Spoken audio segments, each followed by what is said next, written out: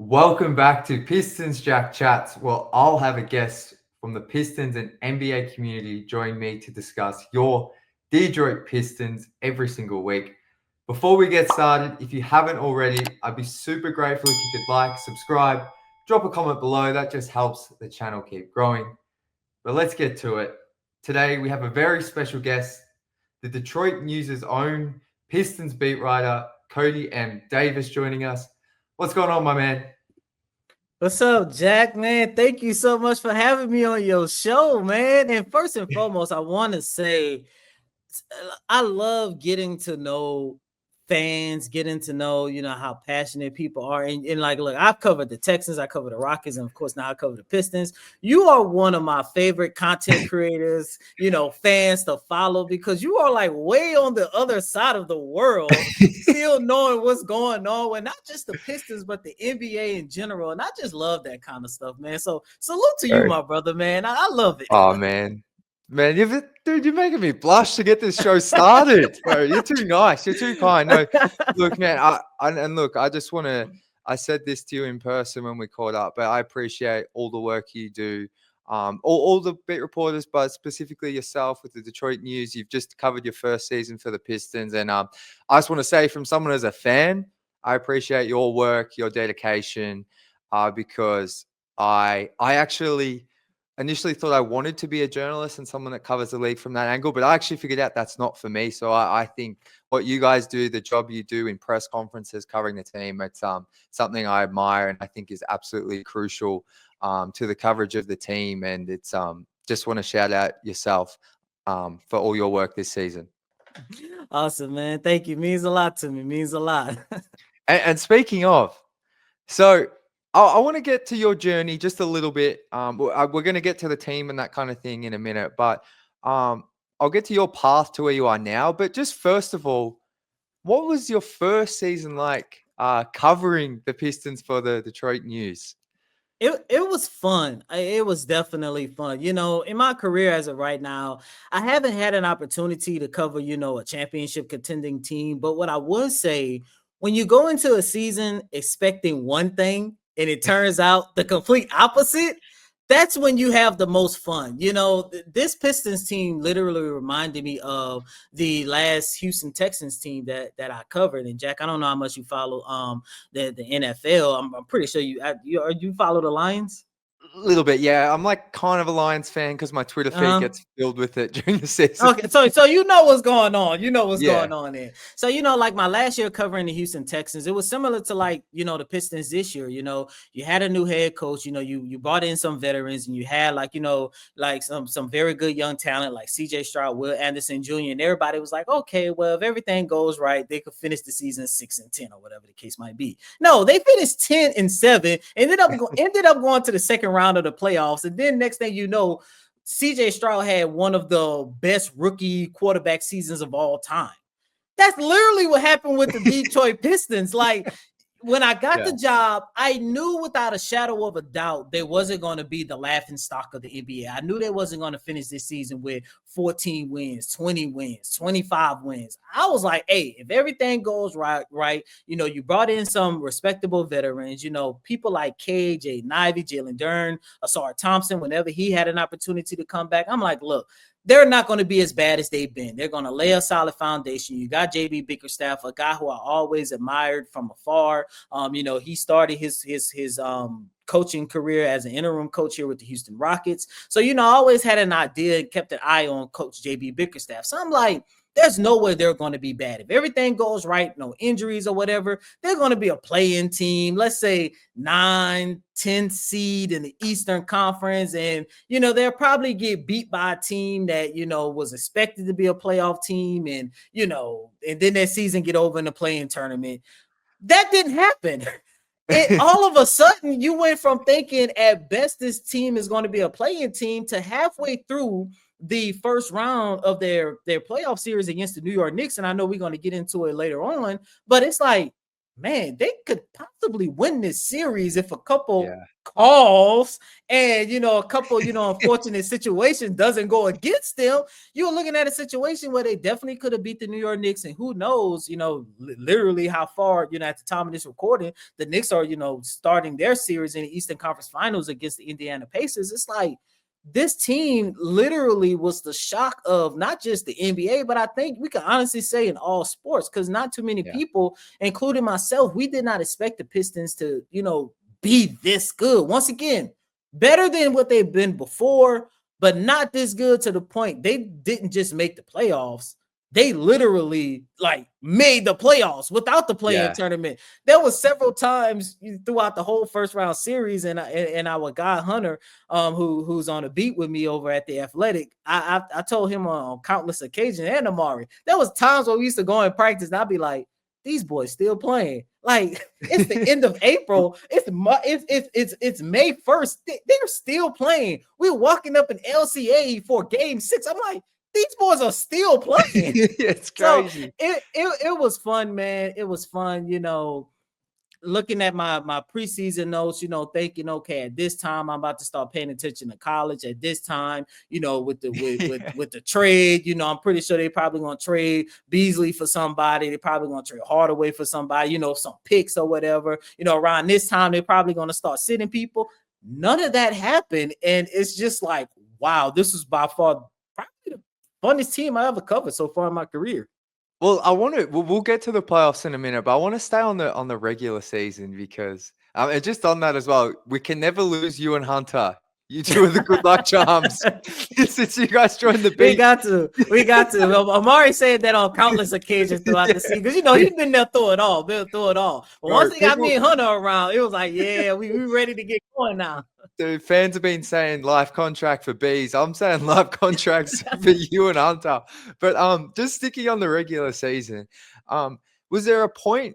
I know for me, there was a certain point where I started to believe playoffs were actually a real thing. This wasn't just a fun young team.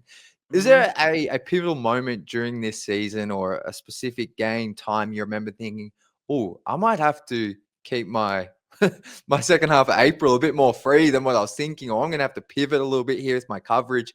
Was there a time that sticks out where that moment came for yourself? For me, it was doing, and I hope my timing is correct, it was two moments. The first moment came at the end of December. It was right before they started their 4-game road trip. And it was the road trip with Phoenix, LA, Sacramento, and Denver. They went 3-1 on their trip, and if a couple situations happened in their favor, they could have went 4-0. But it was around that time, and this was literally like the turning point of the Pistons, because I don't know if you remember, but that road trip started on a Saturday. So if we go back, it was a Thursday night against the Utah Jazz, and they got embarrassed. They thought it was going to be an easy win. Utah came out and put on the show and embarrassed them, and that was a turning point for them. And when they lost that game against Utah, I was like, well, okay, nothing is going to happen with this team. But I remember when after that 4-game road trip that they had, they went 3-1. Of course, everybody remember that road trip because that's the road trip where Jaden Ivey had that game-winning shot, that bizarre game-winning shot against the Kings. And they came back, and it was from that moment, the whole vibe, the focus, everything about that team was different. And that was around the time I was like, okay, playoffs literally might be in store for this team, because like I said, when we came back from that road trip, like I said, everything was just different. It started in Phoenix and everything just escalated from there. And then, of course, beating guys like Kevin Durant, LeBron, and AD at the time, because AD was still with the Lakers and stuff, and then with it being on the road, it was like, man, this team could be something. But the moment I knew for sure that this was a playoff team was the home game against the Philadelphia 76ers. And this was one of the few times where Philly played Joel, Paul George, Tyrese Maxey. I mean, they had their whole lineup. And the Pistons were without, Jaden Ivey, unfortunately, at the time. Cade was sitting out. I forgot what injury he had. And Tobias Harris. And they literally went out there and demolished them on national television. And that's when I was like, okay, this team is definitely something special, because it's one thing to have put on a show like that, you know, if the Pistons were fully healthy, you know, with Cade, with Ivy, with Tobias. But to demolish the 76ers on national television, I think that was a Friday night. Malik had like a career high. I think he had 9 3-pointers. He had It was like like 37, 36 38 points points. or something. Yes, I remember it was something. crazy. It was something like that. But for them to do that shorthanded without let's say 3 of their top 5 most important players. And if I'm not mistaken, that might have been doing that 8-game winning streak that they had as well. That's when I was like, okay, yeah, this team is definitely making the playoffs. And that's when, you know, from that moment on, I was like, yeah, let me just go ahead and just rearrange my off-season plans and stuff, because I'm pretty sure we're going to be, you know, in not just making the playoffs, but it's going to be a competitive series that can go either way. And that's exactly what happened. It was crazy. And you brought up I was going to bring up that West Coast road trip. And it's so interesting to hear you talk about like something really shifted there, the belief and the confidence, like beating those types of players on the road. I think it was the franchise's first 3-game winning streak in like 4 years or something. And for me, that was the point where I was like, okay, this is like real. And like we look back and like that Suns team wasn't the best, the Kings weren't the best, but it was just there's something about at the time. And it's so interesting. You're someone who travels with the team almost everywhere, that you sense that belief. Because as a fan watching it, I watch every game pretty much through my laptop. But it felt like they came back with a new sense of confidence. But to hear you kind of really emphasize that being around the team, I was going to bring that up. And that 8-game winning streak or whatever it was when they beat the Celtics. I think they beat the Clippers and the Celtics. I was actually in Detroit for that. That was a part of that Philly win as well. It was, that was special. And it's still crazy to think about a little bit, even a few weeks removed now. But before we get to the playoffs, I wanted to quickly I'm always very interested in how people like their journey and their story and how they've gotten to where they are today and where they're trying to go. And just talk to us about your journey to get to where you are now in Detroit, covering the team for the Detroit News. Well, I had an interesting journey, man. You know, for me, look, I grew up in the 2000s, so of course I had dreams of being like the next Kobe Bryant, Tracy McGrady, Allen Iverson and stuff. But you met me in person, and clearly my size didn't allow me to live out those dreams, you know. So and that was the first negative that I had. So, you know, putting so much time learning the game of football, learning the game of basketball, you know, and being, you know, growing up loving sports, you know, I just started to develop a knowledge, and I didn't want it to go away. So I was like, look, I'm about to just dive into this journalism stuff and see where it takes me and stuff. So, you know, studied it all in college and stuff. And unfortunately, I wasn't one of the ones that had that had an opportunity to go shadow at, you know, KHOU or something like that. KHOU is on channel 13 out here in Houston, or, you know, Fox 26 or anything like that. You know, I wasn't the ones to go intern at ESPN. I didn't have those opportunities. You know, for me, I had to find a way on how to build my career, you know, with the cards that I was dealt with, you know, and I had to go a route of, you know, joining those, you know, quote unquote blog sites, and, you know, finding my way into how can I turn this, show people that I'm not a blogger, show people that I'm a true journalist, and, you know, and actually, you know, get to that next step. Because I always wanted to be a beat writer. You know, I always thought it was cool, you know, watching people, you know, fly around, you know, cover the team and all that other good stuff. You know, one of my favorite, you know, beat writers being here in Houston was Jonathan Fagan, a longtime beat writer of the Houston Chronicle, who recently just retired, I might add. And, you know, always being a fan of his work and everything. And, you know, for me, it was like, okay, how can I do that? How can I, you know, get somebody that see me at SB Nation? How can I, you know, get these people to see that I'm not a blogger, that I'm a, you know, true journalist or whatever? And literally just reaching out to people, but not reaching out asking for jobs and opportunities, but just reaching out for advice. And every single advice that they gave me, you know, it was like a checklist. You know, I remember one of my first advice that I had was, you got to find a way to get your foot into the building. And I ain't have no credentials or anything. And that was like, okay, try to get credentials. You know, I had an opportunity to cover University of Houston basketball. You know, next thing you know, that led to me getting credentials at the Rockets, at the Texans. And, you know, at the time I had a full-time job, and, you know, I had went to summer league back in 2019, and that was the first time that I actually like covered the team kind of in person, you know, talking to players and stuff. And I remember I came back from Las Vegas and I told my wife, Angelica, I said, hey, yeah, I think I'm about to take this leap of faith, and like I'm not gonna quit my full-time job, and I'm gonna ask, can I go part-time? Because I want to put so much of my time and effort into this. And, you know, thankfully, you know, she said, yeah. And it was a bit of a struggle at first, but every single year I felt like I was getting closer and closer and closer, getting those job opportunities, job interview opportunities. And every time, you know, somebody told me no, instead of getting mad or whatever, saying, hey, what did you see? What did you not see from me that made you say, you know, not right now? And then they'd be like, well, I don't think you had enough. I don't think you had enough, you know, examples in breaking news. I don't think you had enough examples on feature stories. I don't think you had enough examples on, you know, writing deadlines. And I would literally jot all those things now and just kept an open notebook with me. And, you know, from SB Nation to USA Today to Locked On Texans to just everywhere I went, it was literally just adding all of those lessons and advice and just adding it all the way to. I was like, look, one day somebody gonna give me an opportunity. And you know, thankfully, you know, the guys at Detroit News, by my old editor Rob Beard, you know, like always, applied, you know, reached out, hey, just so you know, I'm about to become a candidate, you know, went through all the process. They saw something in me that they liked, and you know, they finally gave me an opportunity. It's incredible, man. I absolutely. It's particularly in sports, people's stories to how they get to where they are in like the media or content creation side of things. They're always amazing because there's that element of you're typically normally going down the path. Like everything you just said to an extent is exactly what I did. It's kind of scary.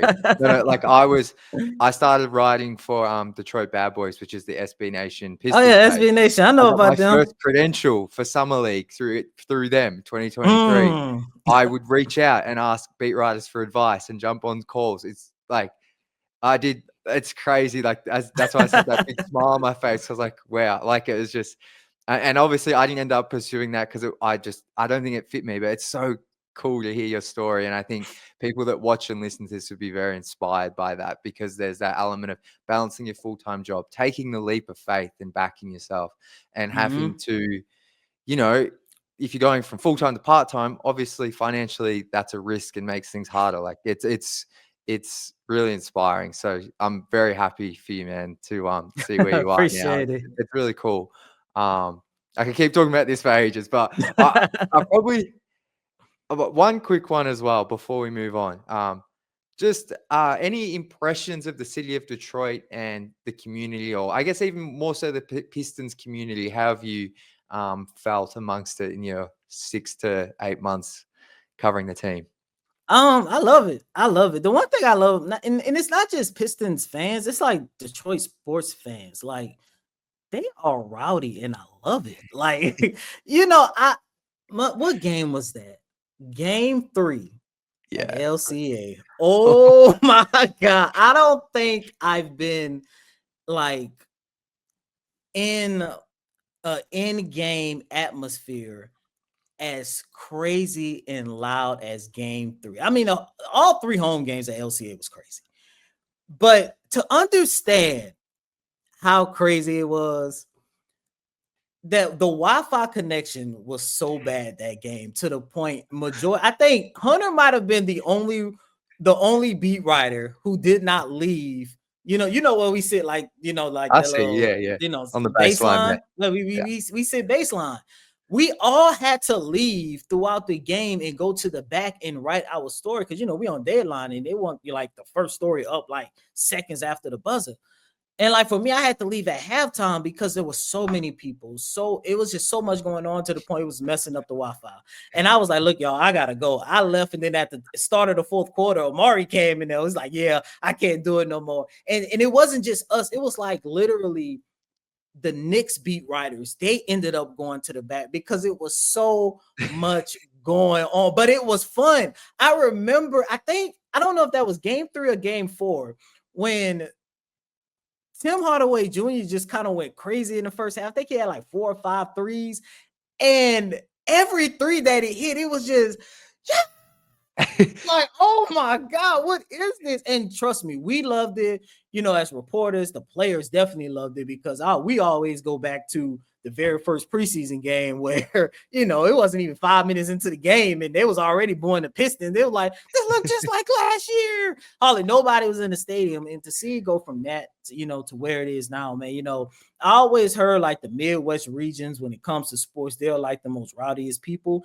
I like it because they're rowdy, but they're also respectful. They're not like those other people, up north on the East Coast side that we're not going to talk about. But I love it. And like I said, it's not just Pistons fan. I had an opportunity to help the Detroit News out with some Lions coverage over at Ford Field, and it was just like that. Down here, down south in Houston, look, we love our team too, but I think we're a little bit more relaxed, a little bit more chill and calm with it and stuff. We can get rowdy, but in Detroit, nah, that's something different, and I love it, man. I couldn't agree more. I was there. Obviously, I was there at Game 3 as well. I'm glad you brought up the Wi-Fi because I was trying to get a Wi-Fi password from some of the Pistons people, and they kept giving me this password, and it wouldn't connect. And now I know why. It wasn't working for anyone. It was bad.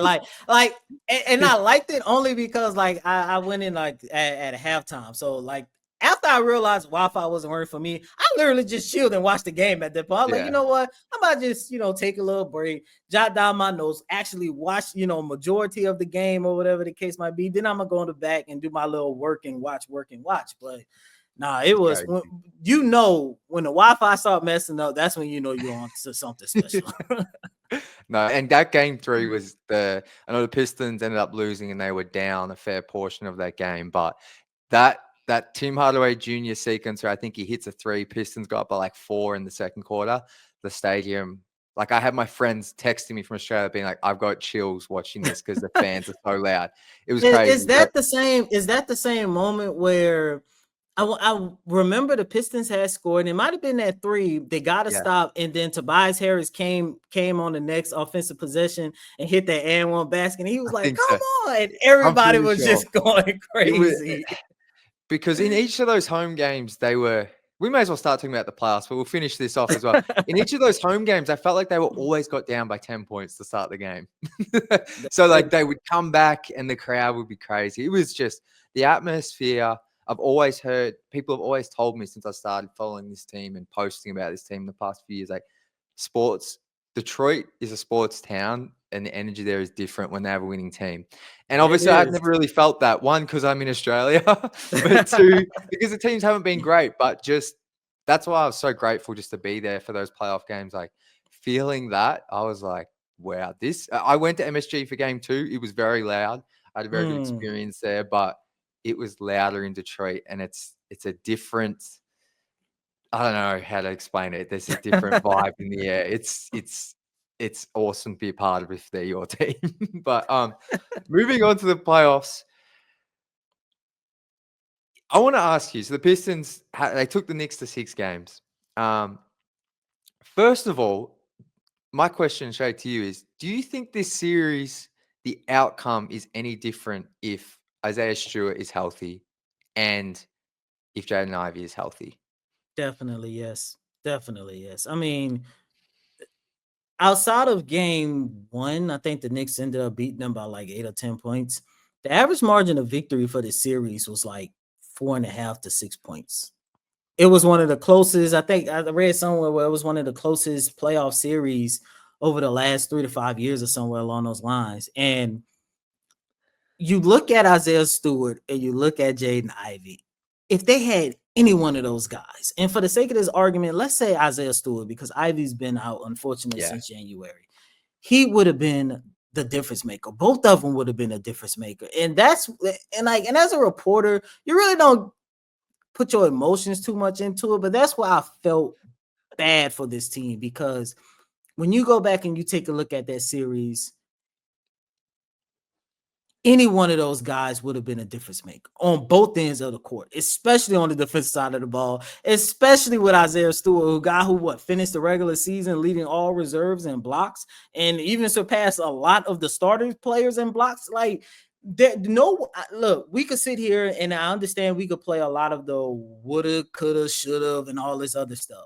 And look, and if Isaiah Stewart and if Jaden Ivey was healthy, of course Tom Thibodeau would have taken that into consideration, and maybe we'd still be sitting here talking about the Pistons losing this first round series. But as of right now, for the sake of this argument, especially considering what both of those guys, especially Isaiah Stewart, means to this team, I don't think you can tell me that the Pistons would have still lost this series if they had Isaiah Stewart in the lineup. Yes, once again, I also want to include Jaden Ivey, but Isaiah Stewart, man, just being the heart and soul, the defensive anchor. There were moments where, to me, some of his best games didn't even have anything to do with the numbers that you read on the box score. It didn't have anything to do with, the highlights or anything like that. He made that much of a difference and stuff, man. And, I just look at both of those guys and I look at the Pistons, man. And once again, the average margin of victory was like 4.5 to 6 points. Yeah. That's easily could have went in the Pistons' favor. One of those guys, especially both of those guys, were playing.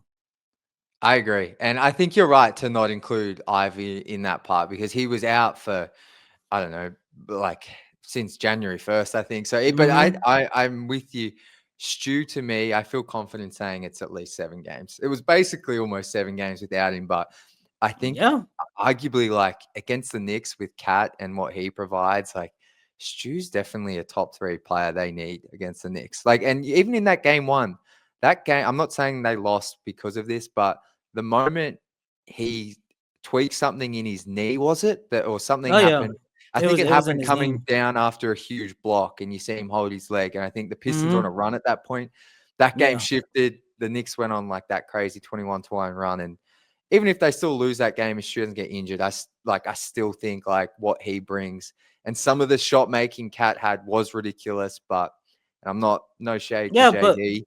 But like, man, but to go back to your point, yeah. No, really, I'm sorry to cut you off, but to go back to your point, I would just go back and point to the last regular season game that both of those guys had played. Because remember, the Knicks were winning that game. Cat, was having himself a pretty good game, and then JB Bickerstaff switched the defense, and Isaiah Stewart basically became the primary defender. And I think Cat finished the game like 1 of 8 or 2 for 10 or something like that, and he literally disrupted everything that the Knicks wanted to do, liked to do, and the Pistons ended up winning that game. And that's why that hurt. That injury definitely hurt them.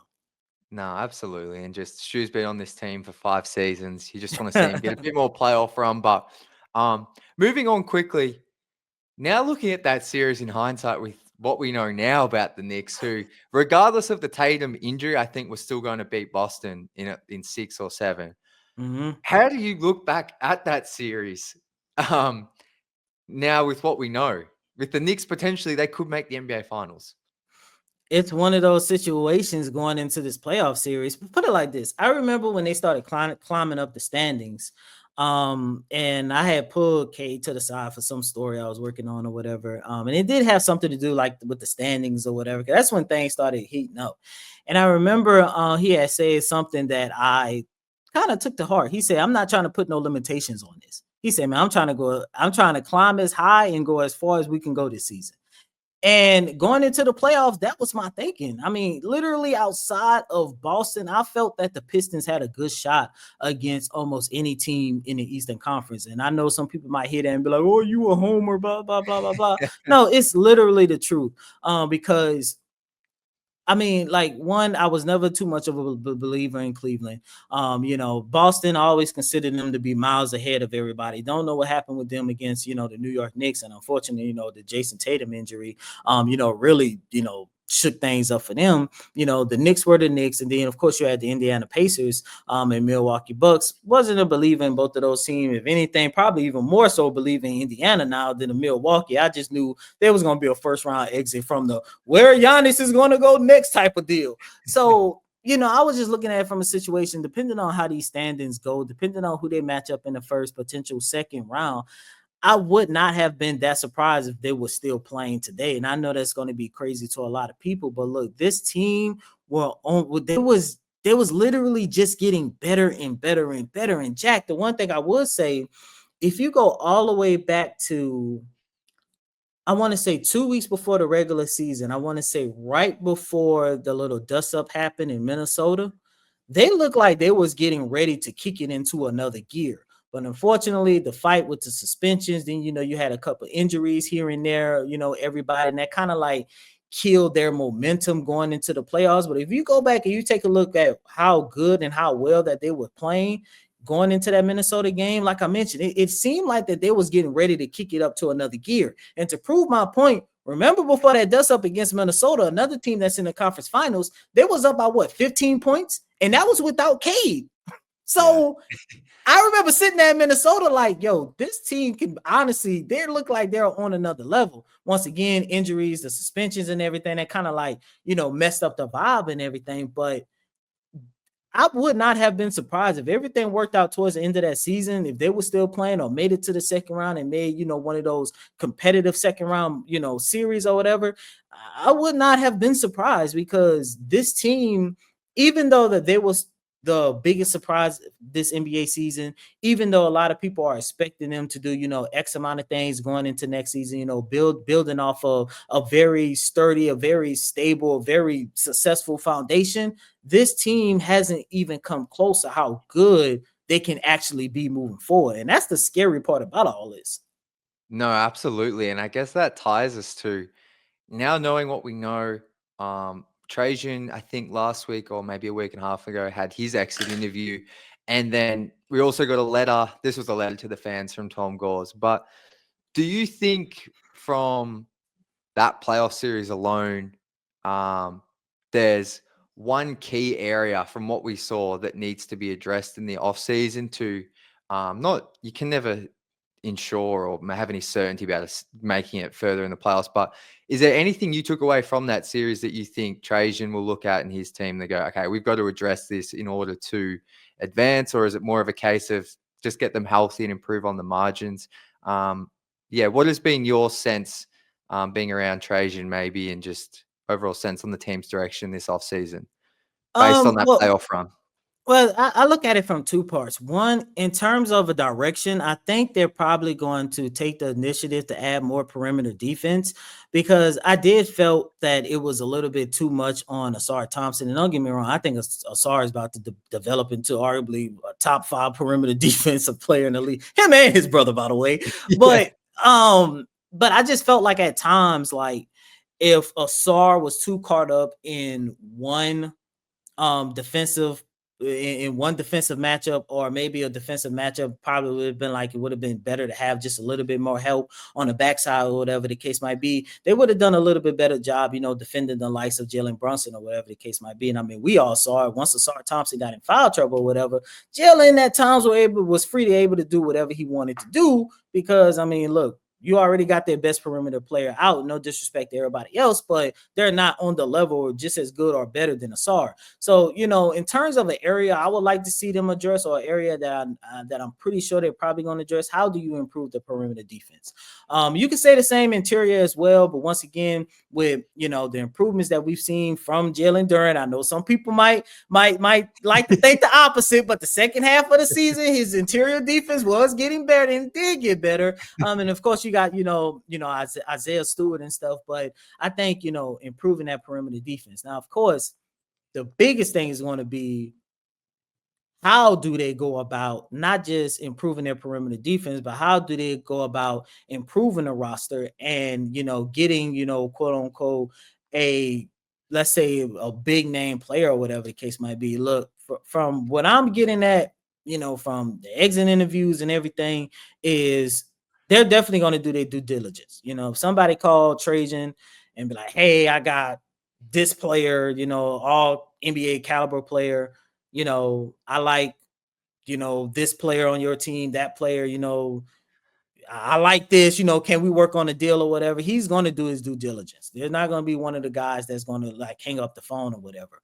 But on the flip side, I don't think Trajan and Tom and everybody else with the Pistons, I don't think that they're going to be dying and dreading and trying to get one of those big name players on the market or whatever. And I know some people might hear that and get a little bit disappointed, and some people might hear that and be happy. But on the flip side, they're in a tricky situation, I must say, because on one hand, it's like, okay, how do you go about building off of this year? Everything that we're going to see them do this offseason is going to be, how are you going to continue to build? Because on one hand, it could go in route of, let's say, the Oklahoma City Thunder. You know, you already have your, you know, quote unquote face of a franchise in SGA a few years back. You know, you continue to build around him. You continue to draft. You gave all of your young guys an opportunity to develop. And now look where they at. They just went up 1-0 over the Minnesota Timberwolves. It could very well be hosting, you know, game one of the NBA Finals in the next 2 weeks. You could go that route, or this is the most dangerous route.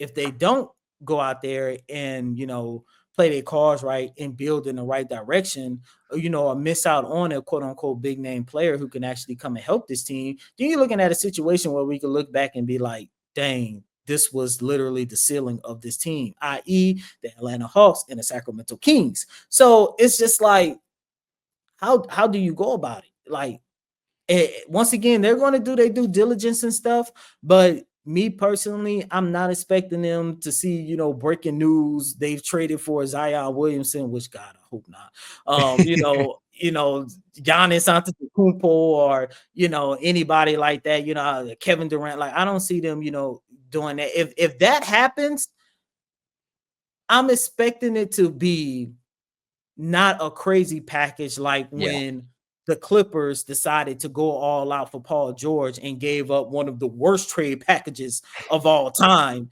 And look how that turned out. Like, it got to be wild. Like, Trajan got this guy for pennies on the dollar. Like, seriously, it got to be something like that. But in terms of, you know, giving away, you know, draft picks, you know, or departing from, you know, majority of your young cores or whatever, it's not going to be like that. And it's not just the results that we see on the court, it's also the fact that this team believes in the closeness and the camaraderie and the chemistry that this team has built, because this was literally arguably, if not the closest team that I ever had an opportunity to cover. Now, granted, my career isn't 25 years long, but I've never seen a team be this close on and off the court, man. And to watch their vibes and stuff in the locker room and stuff. And it's part of the reason why I'm pretty sure you guys heard it and read it. Like, at the trade deadline, it's part of the reason why Malik Beasley was like, don't trade me. Part of the reason why, you know, Tobias Harris and Tim Hardaway Jr. was happy to stick around. It's part of the reason why, you know, guys like Cade and everybody was so happy to see the Pistons give them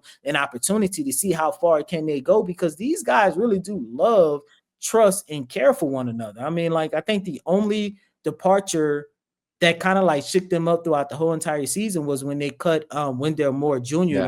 to complete that trade for Dennis Schroeder and Lindy Water the third. And even the departure of Wendell Moore was still like, man, that's my guy, you know, that kind of. But, you know, once again, I'm not expecting them to do anything big this offseason. I'm expecting them to, you know, you're going to tool up, but tool up in the right way. Maybe this is a conversation we could, you know, revisit, you know, down the line somewhere. Definitely. But, you know, I think it's going to be, you know, a quiet but successful offseason for them. I agree, and that was kind of what last season was as well. Like, I remember, like, they only made like the Tim Hardaway Jr. trade. They signed Bees, and oh man, I'm forgetting. But there was no kind of major move, and obviously Bees turned out to be an incredible deal. But at the time, it wasn't like, some fans were happy, but it wasn't crazy. Everyone was like, "Well, we've already got Tim Hardaway Jr." So I'm expecting a lot of the same. But I know we're got a bit of a time crunch here, so I want to get to. Do you have any thoughts on the Pistons' second round draft pick? If not, we can just move on. But they have pick 37. Some people have said they think they're going to trade it, as in this is just fans talking. But have you had a chance to look into the draft at all? Have any thoughts on that right now?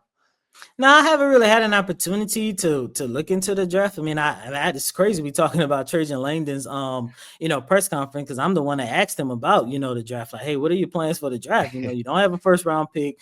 You know, that's going to Minnesota. You know, your pick is 37, if I'm not mistaken. So you're looking at a second round. And I think he said it best. You know, they're going to do their due diligence. They're not going to write nothing off. But, you know, whoever they pick at pick number 37, don't expect them to come in and, you know, change and, you know, continue to change the culture or whatever. It's just going to be somebody that they can just, you know, add on. We'll see how they look in the summer league, and, you know, they'll just take it from there. Yeah, no, I'm with you on that for sure. Selfishly, just as a fan, I hope they take a player. They don't just try, because I always enjoy getting excited about these random prospects. But Before we wrap it up here, Cody, just a couple of quick hitting questions. Favorite moment being a beat writer this season? Favorite? Oh, I got a lot. Oh, okay. My favorite moment. Of course, I'm from Houston. My favorite moment was when. Matter of fact, it's a two-part question to this. So when they played the Rockets, I think it was MLK, and it was the start of a 5-game road trip. So it was Houston, Atlanta, Orlando, Indy, and Cleveland. It was something like that. But they started in Houston. And I remember I pulled JD off to the side, and I was like, we were working on some other story. I was working on some other story, and after it was over, a lot of times, we'll just be chopping it up real quick about something. And I told JD, I said, hey, I need y'all to get this win in Houston, because you remember earlier in that year, the Rockets came to Detroit and beat them and stuff. So of course, family, friends, colleagues, they've been ragging on me for a long time about that. So I pulled JD off to the side. I was like, hey man, look, I need y'all to get this win in Houston, like for real. He was like, I got you. So of course we go to Houston or whatever. They end up winning. JD dunked on LP like 3 or 4 times or whatever the case might be. And I ain't gonna lie, I was kind of pumped, to get that win. I felt like I was part of the team at that moment. So after the game, we in the locker room or whatever. And JD ended up doing his press conference a little bit earlier with like a couple group of people. And I didn't have an opportunity to meet up with him because, of course, with the Sar Thompson Amen thing, we always got to get, stuff from that. And that was like the first time Amen had beat Sar. So, of course, I was over there in that media scrum. So after it was over, JD wasn't by his locker. So I ain't have a chance to catch up with him. So Cade didn't do media at that day because did he or did he not? I can't remember. But Cade was trying to get out there fast because, he's from Dallas. Of course, he had a lot of family there as well. So I had went over to Cade's locker. I said, hey, man, thank y'all for getting that win for me. He was like, hell yeah. We got you. You with us now. So that was a pretty cool moment. That might have been my favorite moment on the beat and stuff. And then, like, I want to say, like, the next day I caught up with JD. I was like, hey, thank you for getting that win for me. He was like, yes, sir. We got you and stuff. But it was that was fun. I want to say that's probably my favorite moment on the beat from last year. I love that because JD that game, I'm pretty sure had like 12 points in the first quarter and was going crazy. So he was working. I deemed that game like JD's coming out game. He had his moments. Different that first quarter. I'm telling you. I don't know. I like to think my words, really inspired him and the team, to go out there and get that win. I would like to think that. But that was definitely my favorite moment, man. That's awesome. That was cool. I love that story. That's so good. All right, last one, and then we'll wrap this up so I can let you go. But one piece of advice to anyone looking to cover the league as a beat reporter, journalist, someone looking to have a similar career path or similar job to what you have now. I can't pick one, but I could pick 3 that kind of goes into one, if you don't mind. My first one, of course, is, I know it's going to sound cliche, but never give up on yourself, man. You're going to have moments where, whether it's, news that you break, a story that you write, a feature story or whatever, a game, might go your way or whatever the case might be, and it lines up with what you're working on or whatever. You're going to have moments where you're going to feel on top of the world. You're going to have moments where it's going to be like, God, what did I get myself into? I don't want to do this no more. I'm not making no money, blah, blah, blah. You're going to have all these, emotions, and it's human nature. But you got to keep the faith, man. You got to make sure that you stay on that grind. Don't lose hope. Don't lose the faith. Just keep fighting. Just keep on that path, on that grind. And my next thing would be, how can I put this? I would say for my next part, I'm gonna say stay professional, because matter of fact, it's 2: stay professional and stay patient. And those 2 go hand in hand, because I've seen a handful of people that I thought was talented, some even more talented than myself, where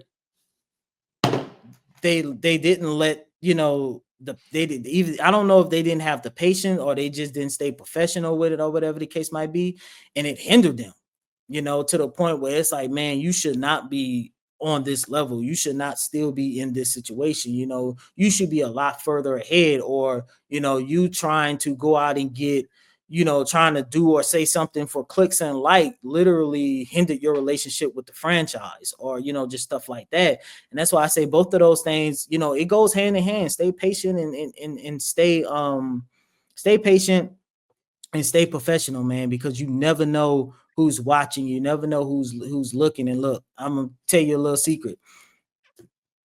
The organization fans, not the organization players, coaches, they say they don't read and they pay attention. They definitely pay attention. And that's why those last two are really important or whatever. Not saying that you got to be, a soundbite, a talking, box for the players and organization or whatever, and everything all rosy or whatever the case might be. But just remember, keep things professional, stay patient, and of course, never give up. Those would be like the 3 advice that I can give quickly like this. I absolutely love all 3 of those. And I think that's very well said and excellent advice for anyone watching or listening, looking to follow a similar path. That's great advice for honestly any career. Like I think that's awesome. But Cody, thank you so much for making the time to join me today. Please tell the people where they can find you and all the amazing work you've got going for the Detroit News throughout the off season and that kind of thing.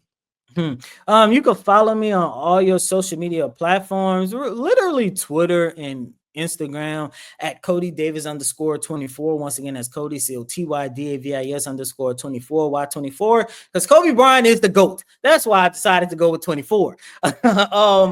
TikTok, I was experimenting with TikTok a little bit towards the end of the season. That's something I'm gonna dive a little bit more into next season. So I have a TikTok name, but I don't know what it is because for some reason I couldn't get my normal tag handle. So I'm trying to fix that up. But yeah, you can definitely follow me on all your social media platforms at the tag Love that it. I just gave you. And I'll have links to those as well as the Detroit News page for everyone to come catch up on your work. Support Cody. He's done an amazing job this season. And yeah, thank you so much for joining, man. But that's going to do it for today's show. If you could please like and subscribe, drop a comment below. I'd greatly appreciate it. But until next time, as always, go Pistons.